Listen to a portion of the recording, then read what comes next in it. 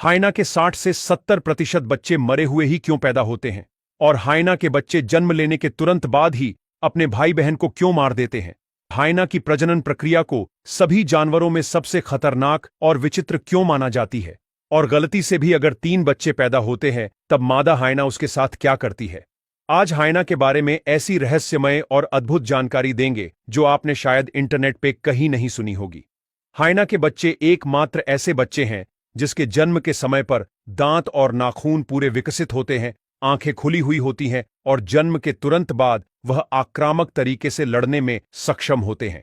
दूसरी ओर आप किसी भी दूसरे जानवर के बच्चे को देख लो, लायन, टाइगर या तेंदुआ, उन सभी के बच्चे जन्म के समय पर आमतौर पर अंधे, असहाय और कमजोर होते हैं और पूरी तरह अपनी मां पर निर्भर होते हैं। बच्चे को जन्म के तुरंत बाद मादा उसे जमीन के नीचे खोदी गई छोटी सी गड्ढे जैसी गुफा में रखती है। भले ही हाइना के बच्चे जन्म के समय में पूरे विकसित हो गए हो, फिर भी वह 4 या 6 महीने तक पूरी तरह मां के दूध पर निर्भर होते हैं। लेकिन अगर एक साथ 2 बच्चों का जन्म होता है और मां का दूध अगर दोनों को पूरा नहीं होता हो तो सिबलिंग राइवलरी भी होती है, यानी मजबूत बच्चा दूसरे कमजोर बच्चे को मार भी देता है, क्योंकि दोनों बच्चे जन्म से ही एक दूसरे के साथ लड़ने के काबिल होते हैं। यह सिबलिंग राइवलरी अक्सर तब होती है जब मादा शिकार करने गई होती है। अब जानते हैं कि हाइना की प्रजनन प्रक्रिया को सभी जानवरों में सबसे खतरनाक और विचित्र क्यों माना जाता है। दरअसल नर हाइना को प्रजनन करने के लिए मादा की स्वीकृति प्राप्त करनी होती है। अन्य जानवरों में आपने देखा होगा कि मादा को प्राप्त करने के लिए नर जानवर अपनी ताकत और आक्रामकता दिखाते हैं, फिर मादा सबसे ताकतवर नर को चुनती है।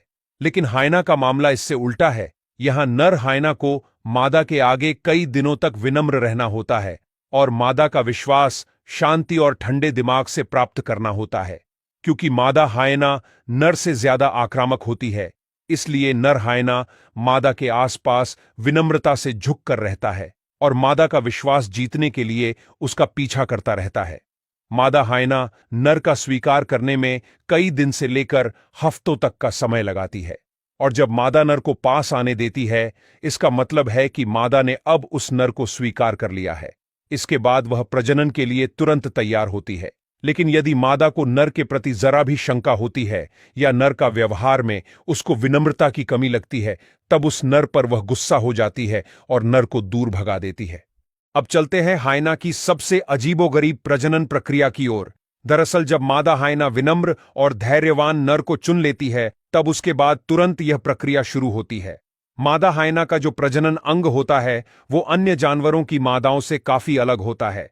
अन्य जानवरों में मादाओं के और नर के अंग एकदम अलग अलग तरह के होते हैं, जबकि मादा हाइना का अंग बिल्कुल ही नर हाइना के अंग की तरह दिखता है।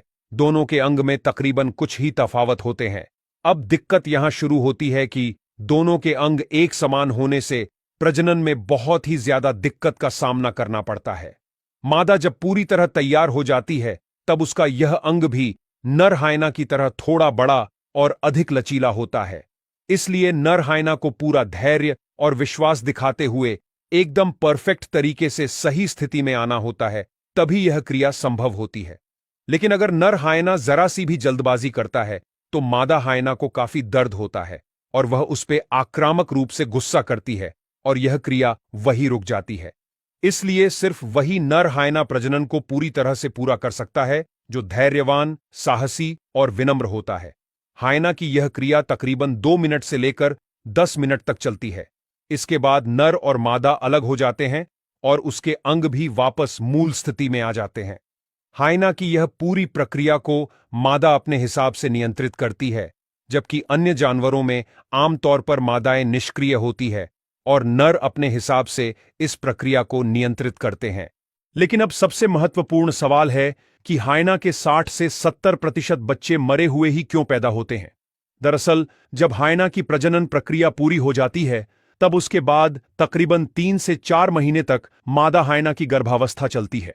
उसके दौरान मां के पेट में ही बच्चों के दांत, नाखून और दूसरे अंग विकसित हो जाते हैं, ताकि वे जन्म के तुरंत बाद ही लड़ने के लिए तैयार हो सके। हाइना के बच्चों के जन्म की प्रक्रिया 6 से 12 घंटे तक चलती है। जन्म की क्रिया इतनी लंबी होने का प्रमुख कारण मादा हाइना की लंबी और संकरी जन्म नलिका होती है। यह जन्म नलिका 2.5 सेंटीमीटर से भी कम चौड़ी होती है, इसलिए यह नलिका थोड़ी लंबी और संकरी होने के कारण बच्चों के लिए ऑक्सीजन की कमी का कारण बनती है।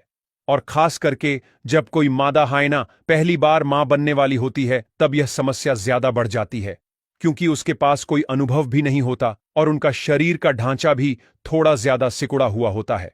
जब बच्चों का जन्म होता है, तब खास करके संकरी नलिका में पहले बच्चे की ऑक्सीजन की कमी के चलते ज्यादातर मौत हो जाती है और दूसरे बच्चे के जन्म के समय वह नलिका थोड़ी लूस होने के कारण वह ज्यादातर जीवित रह पाता है। मतलब कि ज्यादातर प्रथम समय मां बनती हुई मादा हाइना का पहला बच्चा 60 से 70% मर ही जाता है, जबकि दूसरी बार मां बनने वाली मादाओं में यह प्रमाण थोड़ा कम देखने को मिलता है। आमतौर पर मादा हाइना 2 बच्चों को ही जन्म देती है, लेकिन कभी कभी 3 बच्चे का भी जन्म होता है। उस हालत में चुनौतीपूर्ण स्थिति का निर्माण होता है, क्योंकि मादा हाइना का शरीर ज्यादा से ज्यादा 2 बच्चों को संभालने के लिए बना होता है।